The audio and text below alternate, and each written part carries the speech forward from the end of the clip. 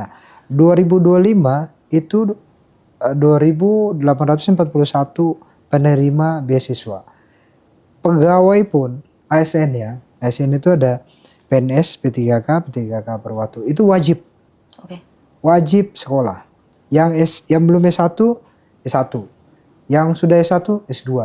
Untuk yang reguler, yang dari SMA kemudian semuanya kita berikan beasiswa. Seleksinya gimana Pak? Gak pakai seleksi, siapa yang mau sekolah saya kasih beasiswa. Dan paling banyak itu bukan S1, S2 yang paling banyak. Dan para pegawai ASN itu judul penelitiannya S2 itu harus saya verifikasi.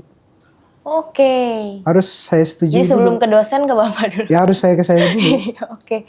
Karena saya mau beasiswa yang dikeluarkan oleh Pemda ada feedbacknya. Jangan sampai dia dapat beasiswa dari Halmar Tengah, penelitiannya tidak merumuskan masalah Halmar Tengah.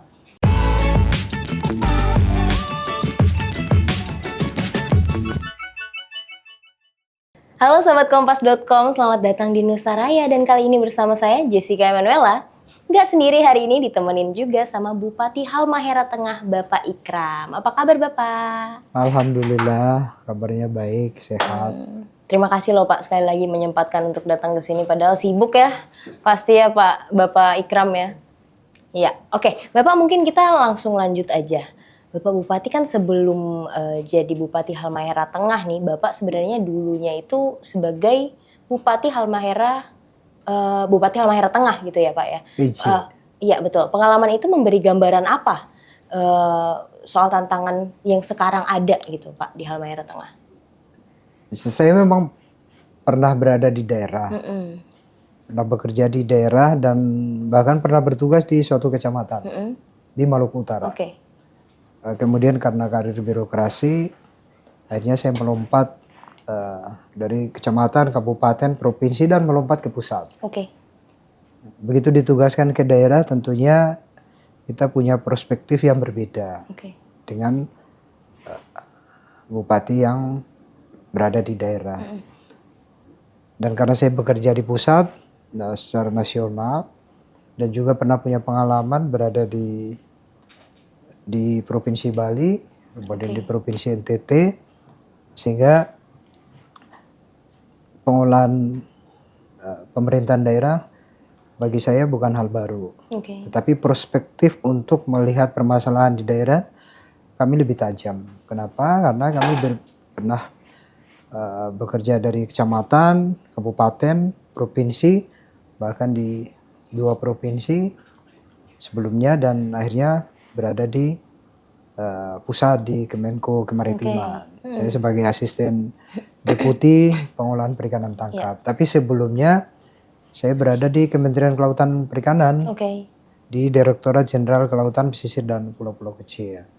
Nah, basically saya mulai dari keilmuan sampai bekerja itu lebih banyak berurusan dengan kelautan perikanan.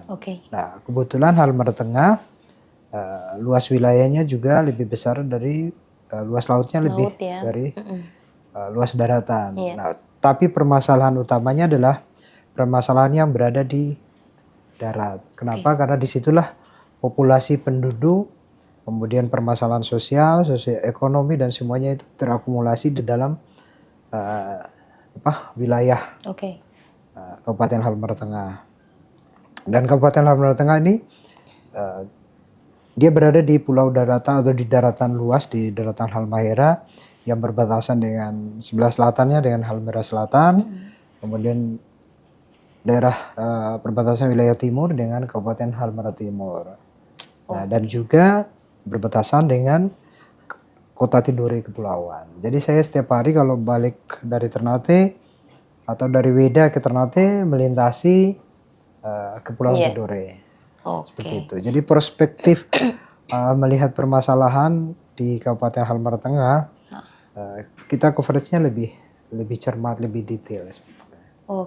Melihat permasalahan yang tadi Bapak udah mention juga ya di Halmahera Tengah, kebanyakan di daratan gitu. Di 2026 ini apa sih Pak yang difokusin? Yang bisa berubah gitu, apa harus perubahan yang paling harus digenjot banget gitu Pak? Tidak hanya 2026, tapi mulai jadi PJ, saya sudah melakukan perubahan dengan dinamika sosial, dinamika ekonomi dengan cara lompatan-lompatan yang sudah kita tetapkan dalam program dan kegiatan yang dituangkan di dalam APBD tahun berjalan.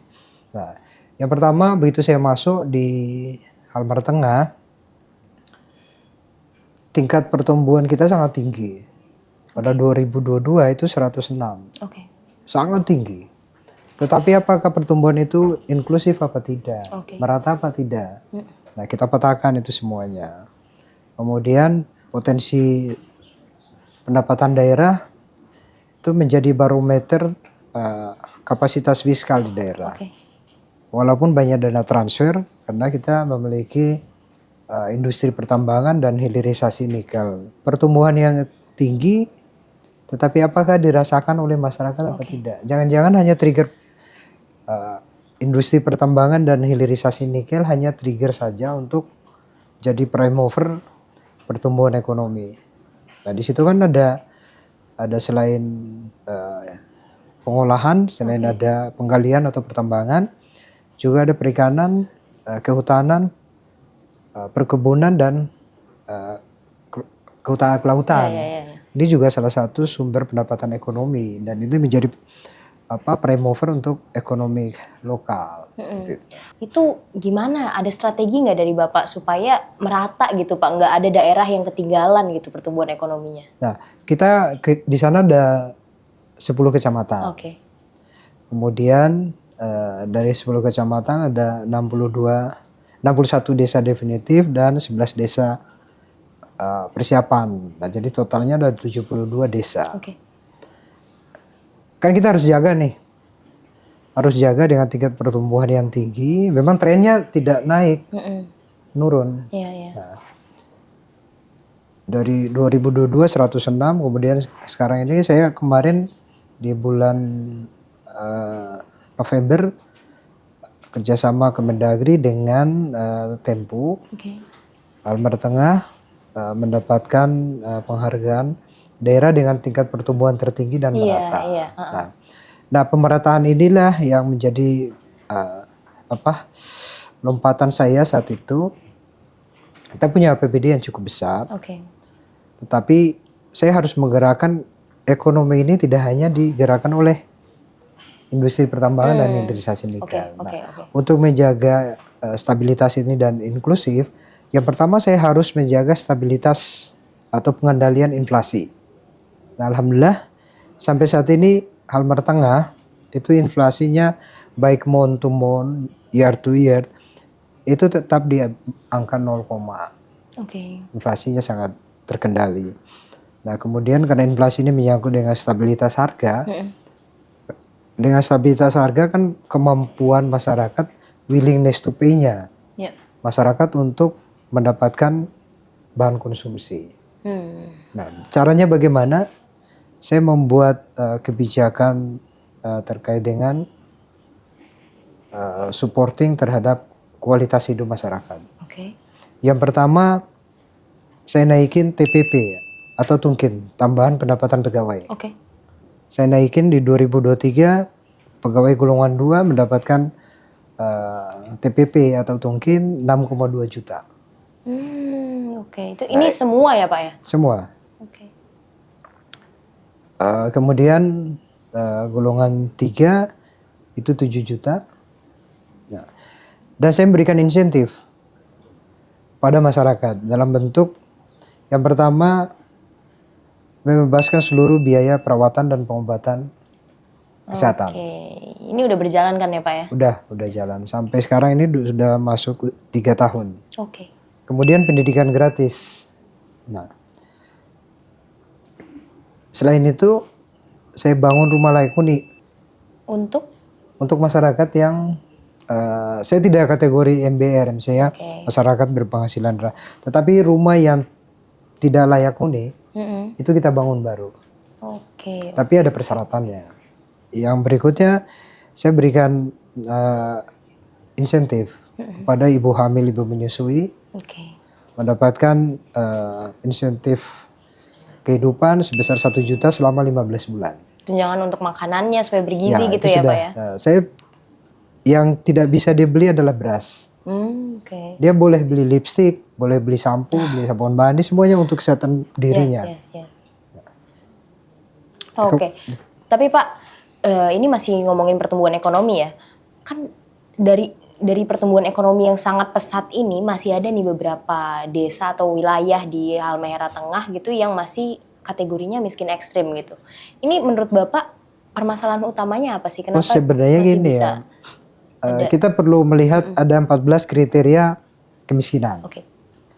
Jadi kalau 9 kriteria, maka di kategori ekstrim. Oke. Di bawah 9 itu masih kategori miskin.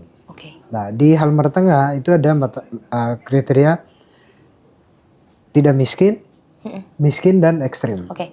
Nah, tapi setelah saya pelajari, saya analisis semuanya, saya mendapatkan satu kesimpulan bahwa survei kemiskinan sosial ekonomi masyarakat, ini perlu kita cermati. Kenapa? Karena basisnya dikonsumsi.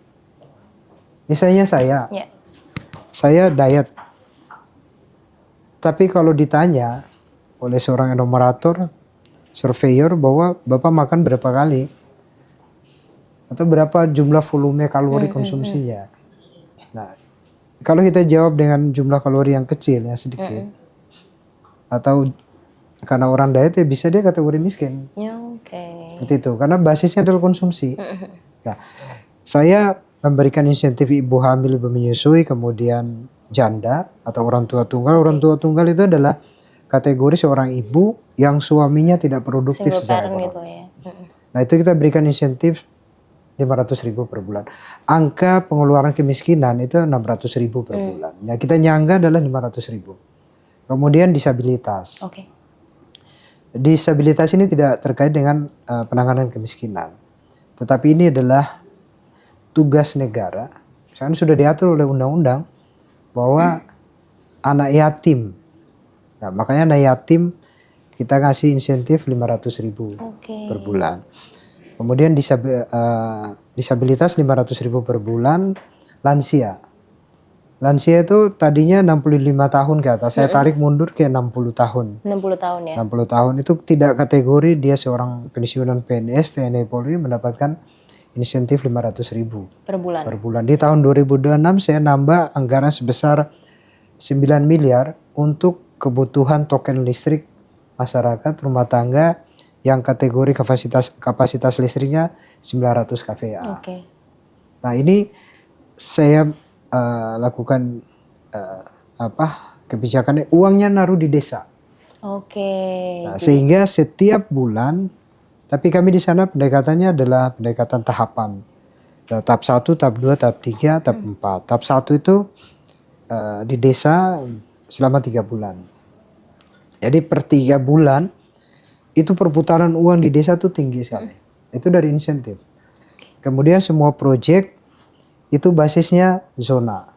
Jadi misalnya kecamatan Weda yang bisa mengelola proyek, mendapatkan kontraktor yang bekerja itu hanya orang Weda.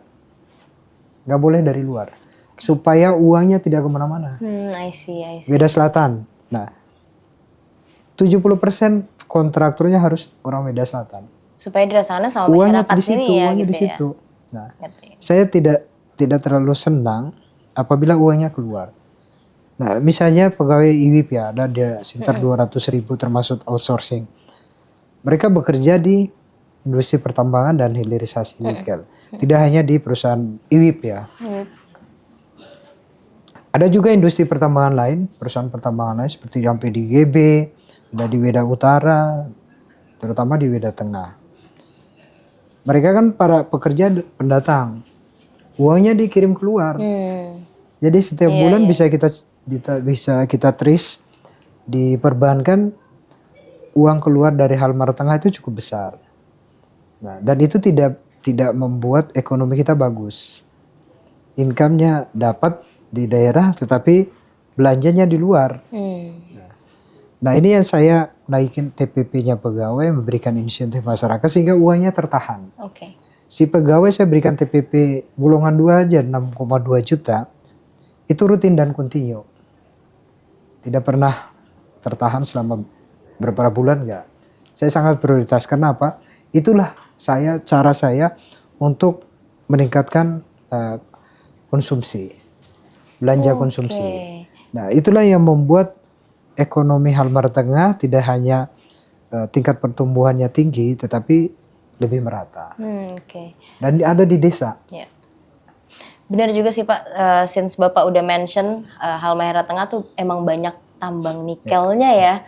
Nah itu ada nggak selain yang Bapak udah sebut tadi, cara dari Bapak sendiri gitu dari pemerintahan Halmahera Tengah untuk memastikan benar-benar ekonominya nih yaudah putarnya di sini aja gitu, jangan keluar. Ada lagi nggak Pak strateginya selain yang tadi? Ada. UMKM-nya kita kuatkan. Nah, UMKM yang saya kembangkan di sana adalah UMKM yang menyediakan bahan makanan untuk. Jadi kalau misalnya di UMKM seperti souvenir itu nggak terlalu bagus. Nah, karena belanjanya jarang. Nah, tapi misalnya di perikanan, bahan-bahan olahan perikanan, bahkan kami 2023 di Desember itu saya coba 2 kali ekspor tuna fillet ke Vietnam. Nah, tapi setelah saya hitung, ya nggak bagus juga kalau kita ekspor. Kenapa? Kalau kita ekspor, PNBP-nya nggak masuk ke kita. Betul. Nah, tapi olahan ini kalau kita pasarkan di daerah dengan diversifikasi produk, maka uangnya tetap ada di daerah. Padahal saya udah 2 kali ekspor. Tapi saya pikir setelah saya analisis, nah basically saya adalah orang kelautan perikanan kan. Ekonomi perikanan saya cukup kuat. Saya hitung, nah ternyata produk ekspor kita itu berkontribusi terhadap PDB. Tapi kalau kita jual di daerah, bisa kita dengan diversifikasi produk, maka itu lebih nyata di daerah kita. Pak, mungkin kita geser sedikit ke topik tentang kesehatan di Halmahera Tengah gitu. Di Halmahera Tengah program untuk kesehatan yang Bapak udah bikin apa aja Pak? Jadi gini, saya membahaskan biaya perawatan dan kesehatan gratis karena ada case yang saya temukan, ada seorang anak usianya sekitar 3 tahun, dia meninggalnya di depan saya dan istri. Hanya karena orang tuanya tidak memiliki uang 2,7 juta. Karena dia harus membayar rumah sakit kan. Dia kan prabayar. Jadi kan harus, kalau tidak punya askes, ya pasti harus. Dan mulai saat itu, kemudian di malam hari saya temukan malam harinya ada 2 ibu hamil yang harus pulang karena tidak bisa membiayai operasi sesar. Nah besoknya saya ngundang semua pimpinan OPD, saya menetapkan kebijakan pengobatan dan perawatan gratis. Dan sampai saat ini, itu mulai 2023, Juni 2023. Sampai saat ini 2026 kita anggarkan sebesar 13 miliar. Setiap tahun kita anggarkan 13 miliar ditaruh di Dinas Kesehatan.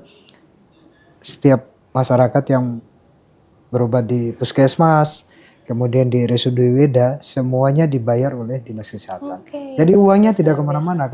Kalau orang bilang pengobatan gratis atau perawatan dan pengobatan gratis di sentra kesehatan, medical center, itu akan membebani APBD, menurut saya enggak.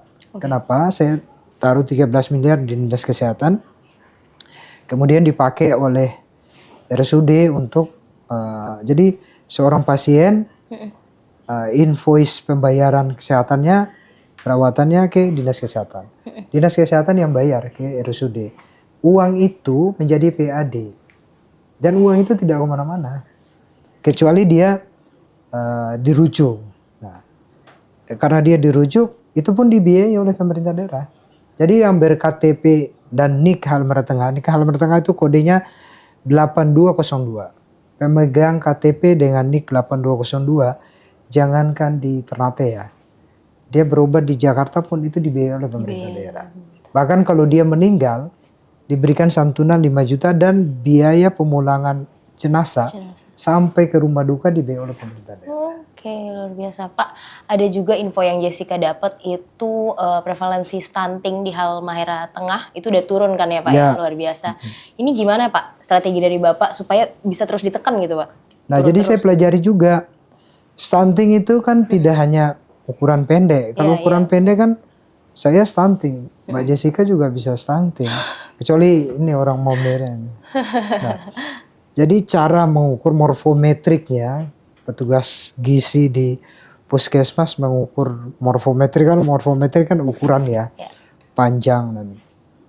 Nah itu juga saya langsung di puskesmas dan saya melihat, saya ikut karena saya mempelajari, saya belajar, saya membaca, kemudian saya membuat suatu analisa, kita coba nih, kok begini cara morfometriknya. Pada seorang bayi yang stunting, itu tidak hanya ukuran tubuh, tidak hanya berat badan, tetapi dari wajah, kemudian itu pasti terlihat nyata ya. Nah, kita harus membedakan antara si balita yang stunting karena memang dia kategori stunting dengan balita yang memang karena genetik pendek. Ya, nah, dari ukuran tubuh sudah pasti kita tahu, berat badan kita tahu, tetapi dia aktif apa tidak. Saya pelajari lagi tentang gizi. Nah, dan yang paling utama adalah insentif ibu hamil ibu menyusui. Karena salah satu syarat penerima insentif ibu hamil ibu menyusui, dia harus memiliki kondisi kesehatan diri yang sehat, bersih. Nah, yang berikutnya dia harus rajin berkunjung ke posyandu. 2 kali saja dia tidak berkunjung ke posyandu, maka insentifnya itu dicabut. Seperti itu. Apalagi sekarang programnya Pak Presiden, PKG, pemeriksaan kesehatan gratis atau CKG, cek kesehatan gratis itu kan tidak hanya orang dewasa, tidak hanya anak sekolah, bayi usianya udah itu pun kita cek kesehatan gratis. Sehingga kita ingin memastikan bahwa masyarakat Halmahera Tengah itu harus sehat. Nah, seperti itu. Jadi memang penurunan stunting cukup signifikan. Lumayan ya. Penurunan kemiskinan juga, walaupun setiap tahun itu ada 1 poin ya, tapi menurut saya itu belum puas. Belum, menurut saya belum. Harus terus nih gitu ya. DTSN kita masih kurang. Cara kita untuk mendapatkan data itu menurut saya masih perlu ada satu elaborasi lagi. Pak, Halmahera Tengah kan juga udah pernah dapat penghargaan dari UHC Awards nih. Karena ya komitmennya kuat gitu berarti ya Pak ya untuk bisa menjamin penduduknya terlindung gitu ya dari kesehatan. Itu gimana nih strategi dari Pemkab supaya ya ini bisa berlanjut gitu Pak? Ya, jadi saya waktu masuk 2023 hutang BPJS Kesehatan di Halmahera Tengah itu 4 miliar. Saya minta Kabankeu waktu itu untuk langsung bayar ya. Karena apa? BPJS ini adalah penyangga kesehatan utama untuk biaya pengobatan. Dan kemudian kita verifikasi, jangan-jangan jumlah penduduk kita yang menjadi penanggungan BPJS itu tidak sesuai dengan kondisi real dari monografinya. Maka kita lakukan verifikasi dari dinas sosial, dari dinas kesehatan, dari bagian Ekbang, kita verifikasi semuanya. Setelah kita verifikasi ternyata ada sebagian masyarakat yang tidak berdomisili di Halmahera Tengah, itu BPJS-nya dibayar oleh Pemda Halmahera Tengah. Nah, makanya kita verifikasi. Setelah kita verifikasi semuanya, nah akhirnya kita masuk dalam kategori UHC dari award UHC. Dan karena itu presentasi pembayaran jumlah pertanggungannya, jadi jumlah masyarakat yang ikut BPJS itu masuk kategori kita di atas 90%. Tapi saya melihat bahwa BPJS itu adalah upaya oleh negara ya. Bagaimana dengan pemerintah daerah? Karena yang beli obat kita, yang punya sarpras kita, yang punya nakes kita. BPJS adalah klaim ya. Maka selain BPJS, kan tidak semua masyarakat akses terhadap BPJS. Nah kadang-kadang dia udah punya BPJS tapi mati apa nggak berlaku lagi bukan mati ya apa ya, mungkin klaim tidak dibayar sehingga begitu masuk ke rumah sakit proses verifikasi administrasi harus perlu itu lambat lah. Nah tapi dengan biaya pengobatan dan perawatan gratis itu tidak perlu lagi ada verifikasi. Dan CKG ini menurut saya ini luar biasa yang di programnya Pak Presiden. Karena kita sudah bisa tahu bahwa seseorang setelah dia CKG atau pemeriksaan kesehatan gratis itu inline dengan data di dinas puskesmas dan dinas kesehatan. Nah begitu dia sakit dia datang ke puskesmas atau ke rumah sakit data itu udah ada. Oh si pasien A ini dia memiliki riwayat kesehatan seperti ini. Nah biasanya harus pemeriksaan darah, urin dan segalanya itu kan menunggu waktu yang lama. Tapi dengan pemeriksaan kesehatan gratis, data itu sudah ada di puskesmas. Nah begitu dia sakit dan datang ke puskesmas, oh ini nggak perlu diperiksa lagi, dia udah punya riwayat kesehatan, penanganan awal udah bisa dilakukan. Pak, mungkin kita geser sedikit ke pendidikan di Halmahera Tengah. Yang info yang Jessica tahu, penduduk di Halmahera Tengah itu ada 106,5 ribu. Tapi 88,3% yang berpendidikan tinggi. Nah itu gimana Pak strateginya? Nah itu kan berpengaruh terhadap indeks pembangunan manusia gitu. IPM-nya kita seperti itu. Dan jumlah tahun untuk orang bersekolah itu berpengaruh juga. Nah dari situ akan berpengaruh terhadap indeks pembangunan manusia. Nah memang waktu saya masuk saya petakan semuanya masih kecil benar. Bahkan di ASN saja itu masih banyak yang tidak berpendidikan S1. Di kesehatan rata-rata pendidikan D3. Guru juga demikian. Nah gimana caranya? Saya berikan beasiswa. Nah 2025 itu 2.841 penerima beasiswa. Pegawai pun ASN ya. ASN itu ada PNS, P3K, P3K per waktu. Itu wajib. Wajib sekolah. Yang belum S1, S1. Yang sudah S1, S2. S3 masih saya tahan.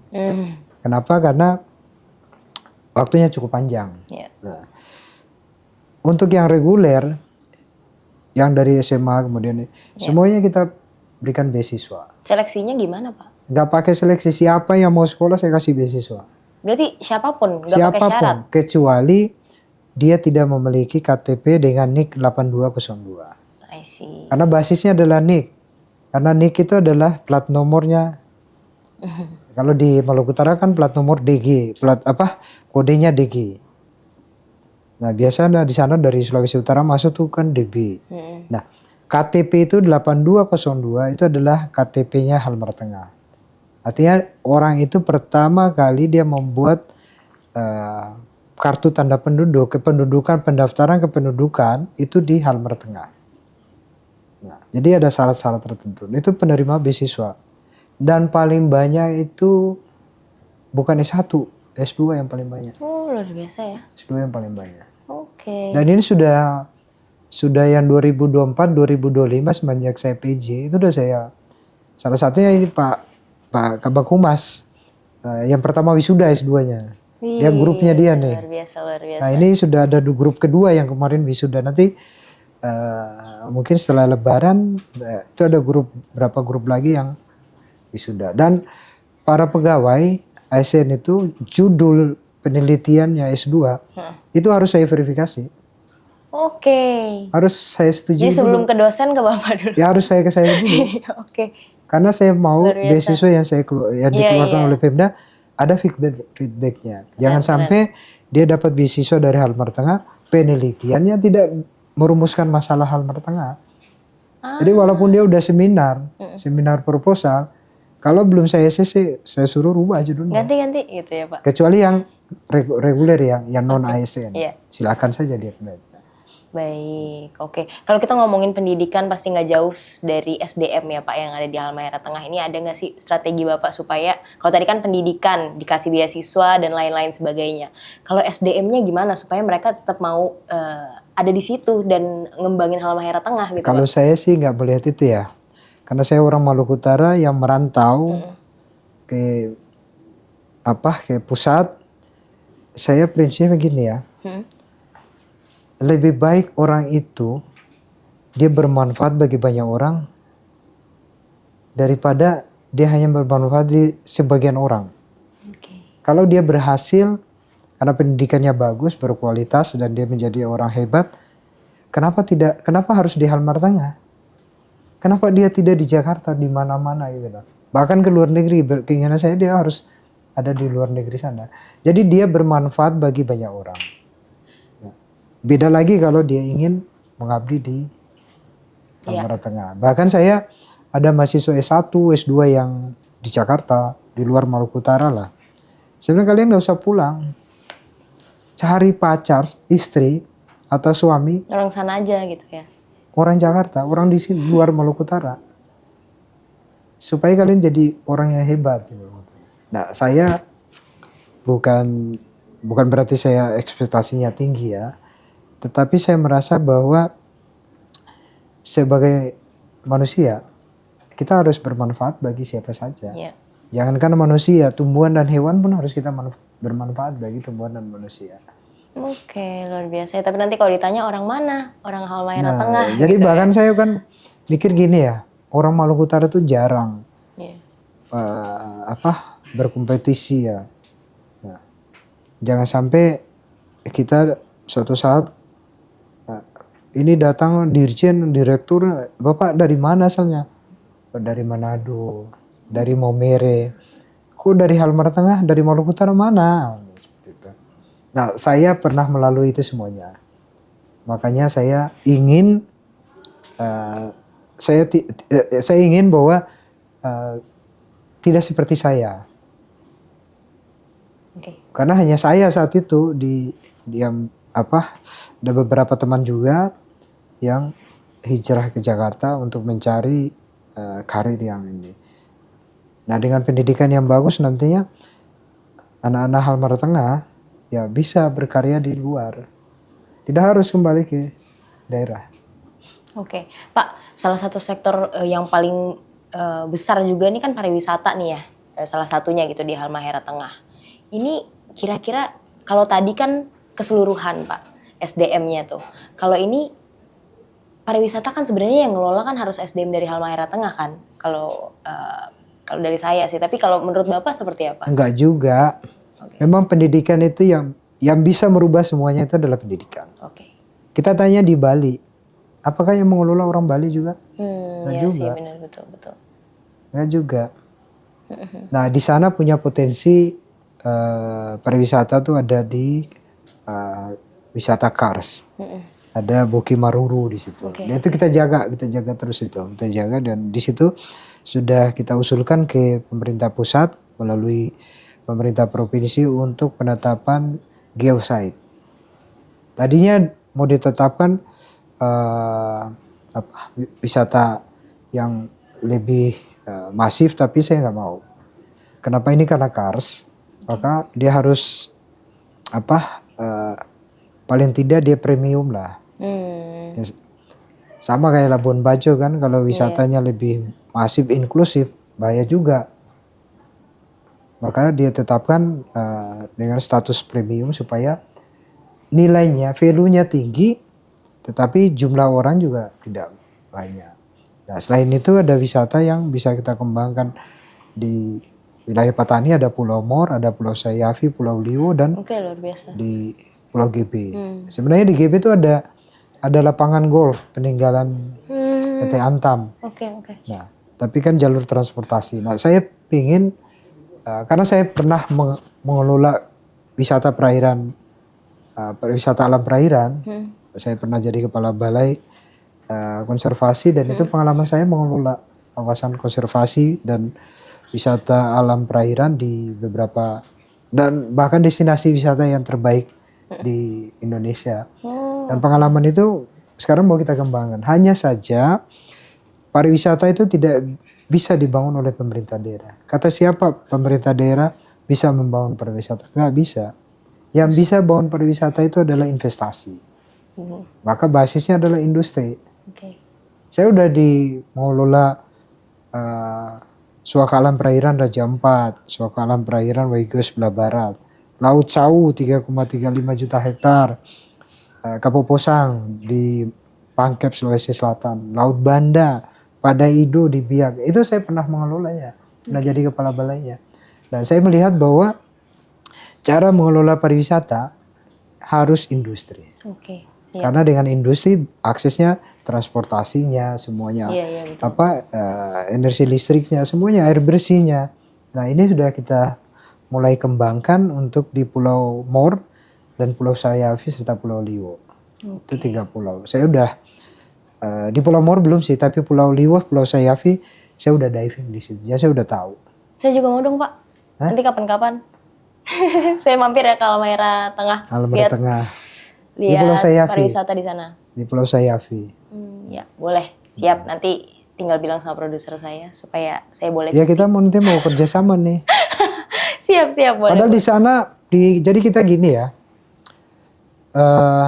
Ini kita mau buka ini karena jalur transportasi udara itu dari Jakarta, dari Manado bisa langsung ke Weda.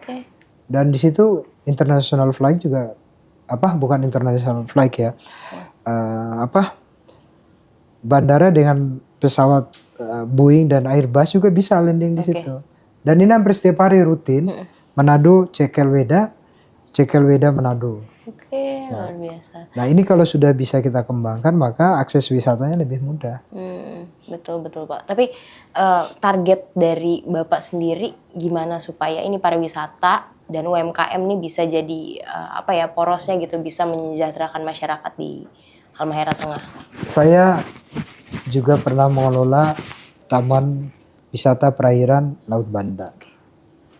Dan saya sudah sering kali berkunjung ke Banda.